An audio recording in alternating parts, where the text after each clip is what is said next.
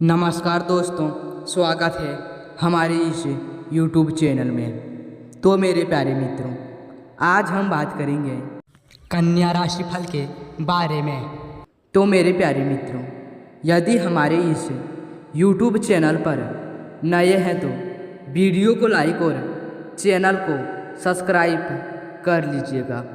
तो मेरे प्यारे मित्रों, वीडियो शुरू करते ही डॉक्टर सर्वपल्ली राधाकृष्णन एक दार्शनिक, लेखक और भारत के दूसरे राष्ट्रपति थे। उनका जन्मदिन पूरे देश में शिक्षक दिवस के रूप में मनाया जाता है।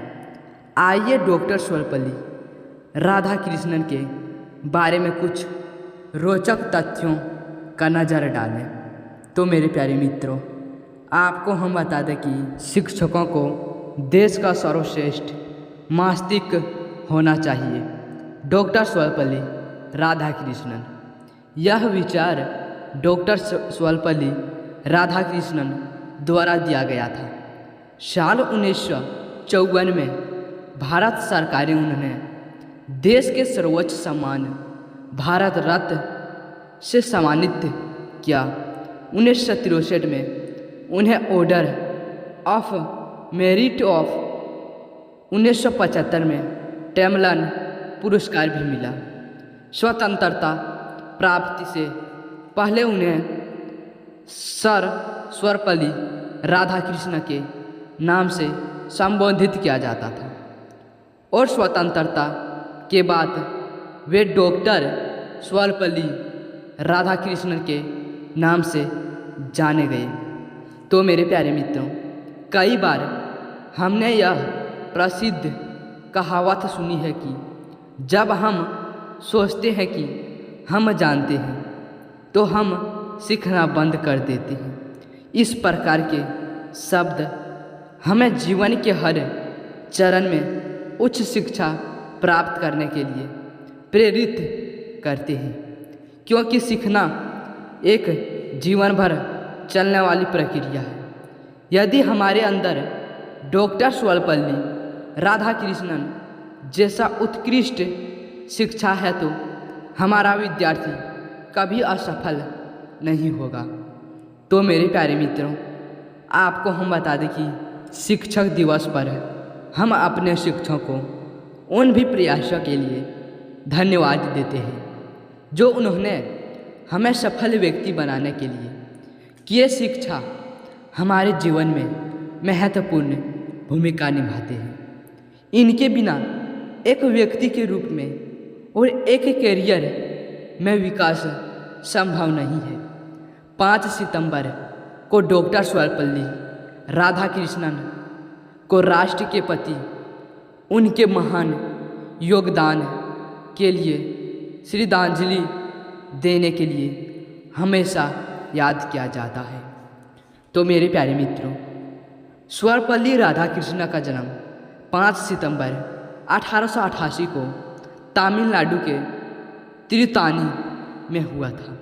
उनके पिता और माता सर्वपल्ली वीरस्वामी और सीताम्मा थे। उनकी पत्नी का नाम शिवाकामु था और वे 5 बेटियों और एक बेटे की पिता थे। अपने पूरे शैक्षणिक जीवन में उन्हें छात्रवृत्तियों प्रदान की गई।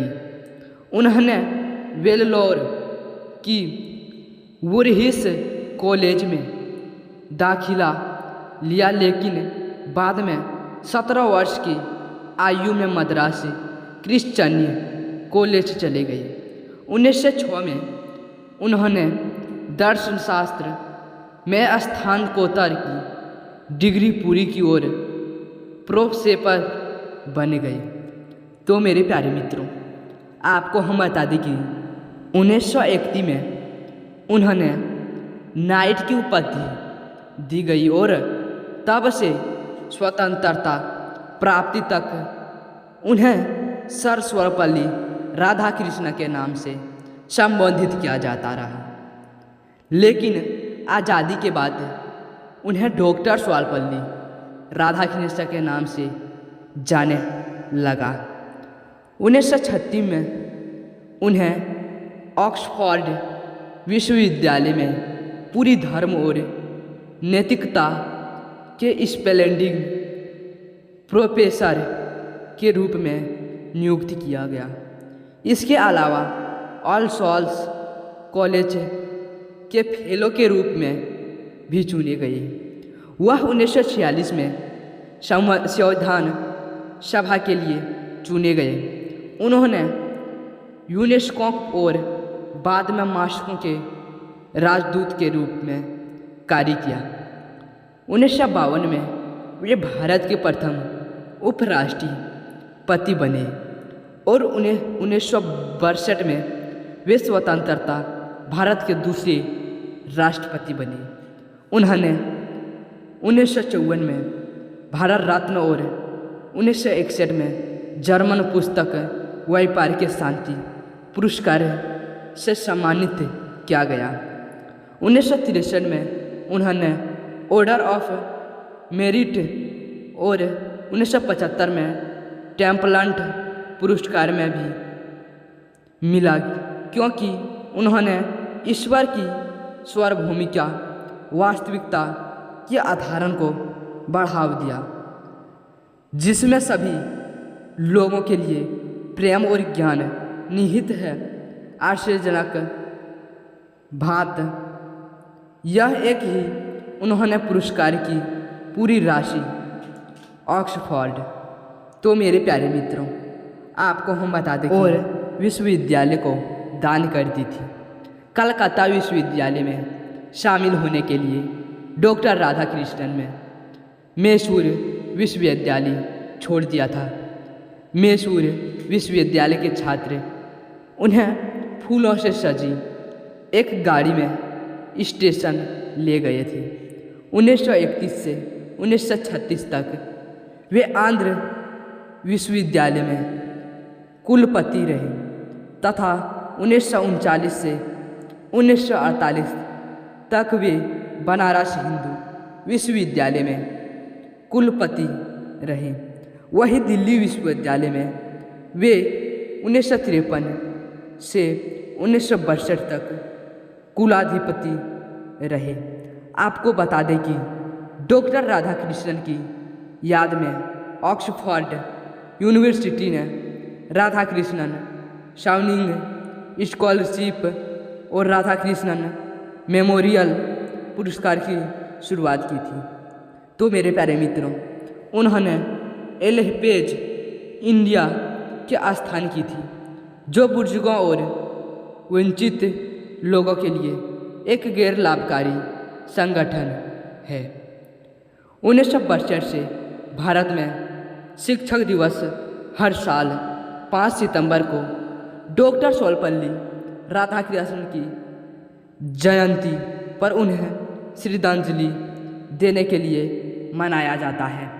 तो मेरे प्यारे मित्रों, आपको हम बता दें कि एक और बात जो हम उनके बारे में नहीं भूल सकते हैं, वह यह है कि जब वे भारत के राष्ट्रपति बने तो उन्होंने 10,000 रुपये के वेतन में से केवल 2,500 रुपये स्वीकार किए और शेष राशि हर महीने प्रधानमंत्री राष्ट्रपति राहत कोष में दान कर दी।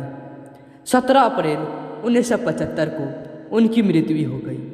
यह शिक्षक ही है जो अंतर लाता है। कक्षा नहीं, माइकल मोरफुरोगो।